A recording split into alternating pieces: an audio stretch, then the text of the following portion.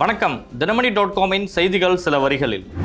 முதல்வர் ஸ்டாலின் உடனான சந்திப்பை அரசியலாக்குவது நாகரிகமற்ற செயல் என்று முன்னாள் முதல்வர் ஓ பன்னீர்செல்வம் தெரிவித்துள்ளார். இது குறித்து அறிக்கை வெளியிட்டுள்ள அவர், ஸ்டாலின் உடனான சந்திப்பில் எவ்வித அரசியலும் இடம்பெறவில்லை என்றும், தமிழக மக்களின் நலனென்று வந்துவிட்டால் அம்மா வழியில் செயல்படக்கூடியவன் தான் எனவும் குறிப்பிட்டுள்ளார்.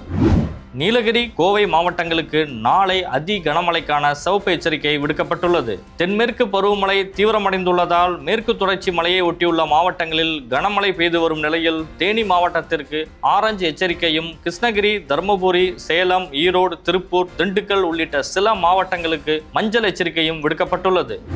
தூத்துக்குடி மாவட்டத்தில் ஒரு விண்வெளி பூங்கா அமைக்கப்படும் என்றும், கப்பல் கட்டுமான துறையை மேம்படுத்த பிரத்யேக நிறுவனம் தொடங்கப்படும் எனவும் முதல்வர் மு க ஸ்டாலின் அறிவித்துள்ளார். முதலீட்டாளர்கள் மாநாட்டில் நெல்லை மற்றும் தூத்துக்குடி மாவட்டத்துக்கான சிறப்பு அறிவிப்புகளை வெளியிட்ட அவர், முருங்கை ஏற்றுமதி மற்றும் சாகுபடி கூட்டமைப்பிற்காக இந்த இரு மாவட்டங்களில் ஒரு பொது வசதி மையம் நிறுவப்படும் என தெரிவித்துள்ளார்.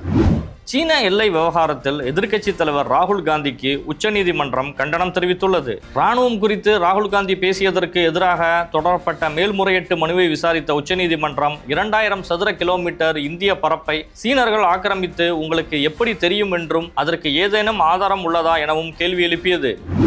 ஜார்க்கண்ட் முக்தி மோர்ச்சா தலைவரும் ஜார்க்கண்ட் மாநில முன்னாள் முதல்வருமான சிபு சோரன் தில்லியில் இன்று காலமானார். அவருக்கு வயது 81. சிபு சோரன் மறைவுக்கு நாடு முழுவதும் உள்ள அரசியல் கட்சி தலைவர்கள் இரங்கல் தெரிவித்து வரும் நிலையில் ஜார்க்கண்டில் 3 நாட்கள் துக்கம் அனுசரிக்கப்பட்டுள்ளது. இங்கிலாந்துக்கு எதிரான ஓவலில் நடைபெற்ற கடைசி டெஸ்ட் போட்டியில் இந்திய அணி 6 ரன்கள் வித்தியாசத்தில் த்ரில் வெற்றி பெற்றது. இந்த வெற்றியின் மூலம் 5 போட்டிகள் கொண்ட டெஸ்ட் தொடரை இந்திய அணி 2-2 என்ற கணக்கில் சமன் செய்தது.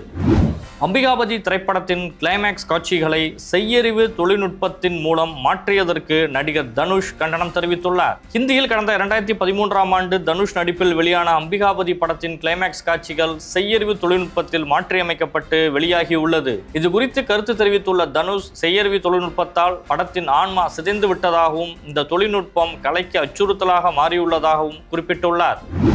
தினமணி.com-இன் செய்திகள் சில வரிகளில் நிறைவடைந்தது. மீண்டும் சந்திப்போம். நன்றி, வணக்கம்.